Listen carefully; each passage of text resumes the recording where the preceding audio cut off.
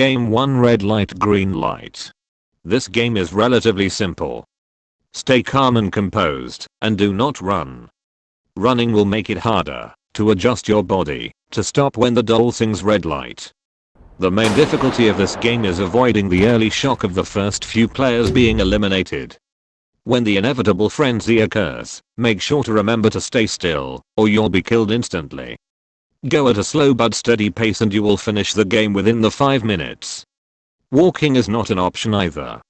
You have to go at a slow jog in order to survive. Personally, I have very fast reflexes and I would be in shock from the initial gunshots that I would not try to run away. Therefore I would survive this game. Game 2 Honeycomb Game. This game is infinitely harder than the first one. The main reason for this is you don't know what you have to do until after you've picked a shape. This means, like G100 in the show, you could pick umbrella without knowing that you just reduced your chances of survival by 90%.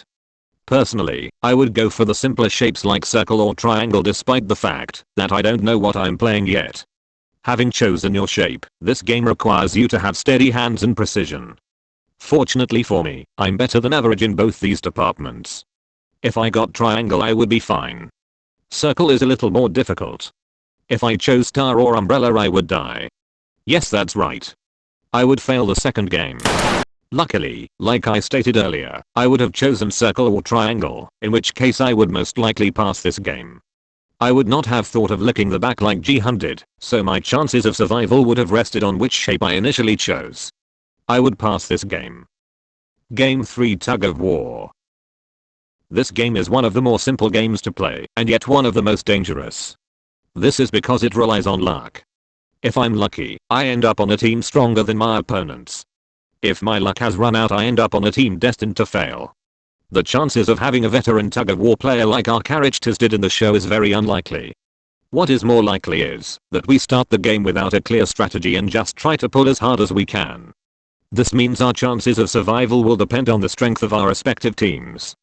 Given that I'm a young male, I would have a slight advantage of joining a team that were looking for people of my gender and age. I could end up on a strong team, in which case I would have a better chance to survive. However, the outcome of this game ultimately depends on luck. If luck is on my side and my team is stronger than my opponent, I pass this game. Game 4 Marbles. This game was the most devastating in the show, however it is one of the easiest to survive. You just have to take 10 marbles from your partner. Not knowing what the game would entail, I would not have teamed up with an ally to begin with. This brings no benefit to either of us. Working with someone I didn't know, and I could easily dispose of if necessary, would be the right call. This way I won't be swayed by the emotion of sacrificing a friend. By working with a random we either compete to eliminate each other, or we are forced to work together for our mutual survival. This strategy is a win-win.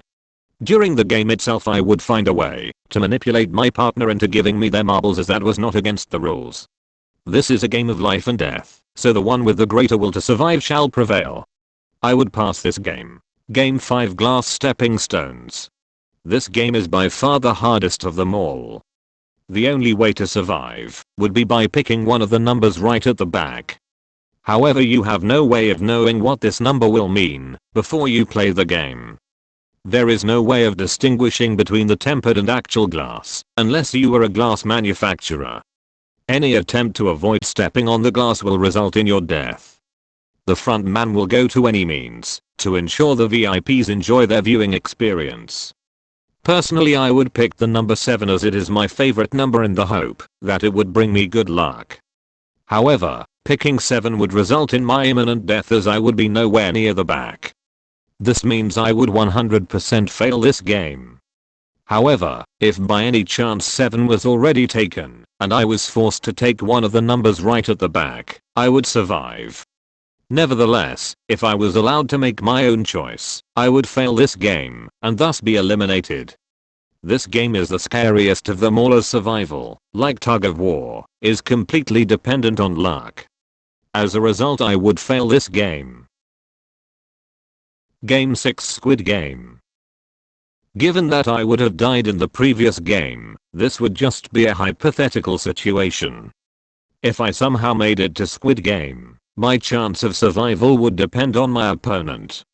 If I was stronger than them, I would win. In the actual show, Jihan had plenty of chances to win, but was obsessed with stopping Sang-woo that he almost lost. By playing the game with the sole objective of winning, rather than killing your opponent, you have a better chance of succeeding. If you have them on the ground, and you are playing offense, then run to the target to achieve victory. If you are playing defense, your objective is to push the attacker out of the zone by force. This is where strength will play a factor, but being resourceful with the surroundings is also an option. While I would not have made it to the final game realistically, if I did I would win, if I was smarter than my opponent.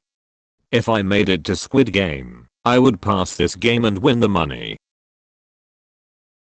Thanks for watching. How far would you have survived? Comment down below. Like and subscribe if you enjoyed this video. See you for the next one.